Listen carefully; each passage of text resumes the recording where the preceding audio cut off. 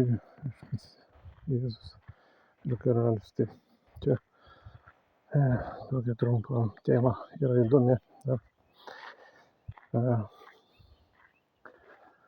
Kaip žmonės jie kartais klausia, kur čia Dievas, kur čia bažnyčios pozicija tam tikras klausimas. Ne?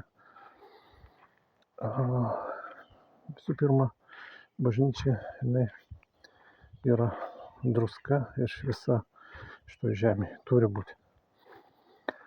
Kad visuomenė būtų pasūdyta ir nesupūtų galutinai. Jeigu bibliniais terminais tariant, nepripildytų rūstybės taurės viešpatis. Tai, bet lyg ir aplinkui daug tikinčių, daug bažnyčių, o vis dėlto vyksta daug neteisybės, daug žudimų, daug karų įvairių, ne? Bet yra toks momentas, kad jeigu bažnyčia laikosi pirminio šaltinio, tai yra Biblijos išpažinimo, jeigu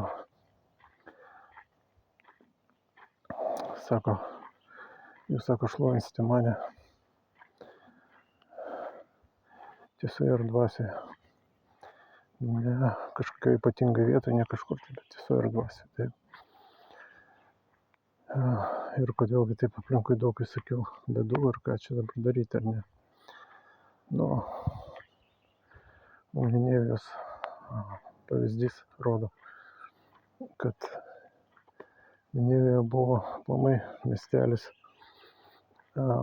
miestas su išprotėjusiais visai gyventojais, žiauriais, nuožmiais. Ir viešpats jau buvo jį pasmerkęs, bet vis dėlto nusiuntė dar savo pranašą Joną ten, ar ne? Taip, nineviečiai kartu su karaliumi atgailavo ir viešpats sustabdė bausmes. Tai ir mūsų visuomenė šiais laikais. Jeigu bažnyčia jinai yra pusė tuose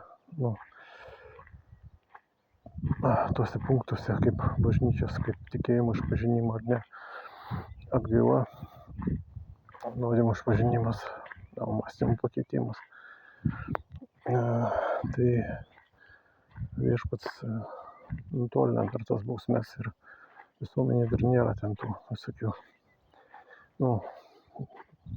neateina tas sunaikinimas kažkoks, ne. Tai vat pagrindinis toks dalykas būtų taip, atgailaukit, tikėkite Evangeliją, ar ne, kad kažkiek tai dar viešpats pristabdytų tas visas bausmes. Tai va, toks dalykas, viešpats maloningas, jis duoda dar laiko, duoda pamąstyti. Tai Jėzus paklausė, Fariziejai, koks svarbiausias įstatymas, kaip pats galvojai. Jėzus jam labai gerai atsakė. Tai yra du, ant kurių vyksta pranašai ir įstatymas. Tai mylėk savo viešpatį Dievą visų protų, visų supratimu, visą širdim. Antras lygiai toks pat, mylėk savo artimą. Tai va, lyg ir viskas paprasta, ne? Tik tai dažniausiai padaryti būna sunku. O padaryti gali tokiu atveju, jeigu tu esi bažnyčiai toj, kuri vadovaujasi ne savo supratimu, o Dievo žodžiu. Amen. Visiems palaiminimų.